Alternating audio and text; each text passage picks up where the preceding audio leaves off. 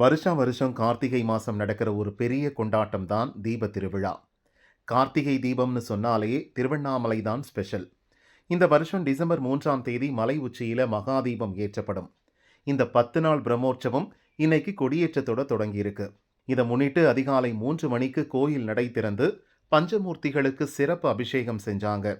வேத மந்திரம் முழங்க 63 அடி உயர தங்க கொடிமரத்தில் கொடிப்பட்டம் ஏற்றப்பட்டுச்சு. திருவிழாவை முன்னிட்டு தினமும் உற்சவர் உண்ணாமுலை சமேத அண்ணாமலையார் சுவாமி பல்வேறு வாகனங்களில் வீதி உலா வந்து பக்தர்களுக்கு அருள் பாலிப்பாங்க.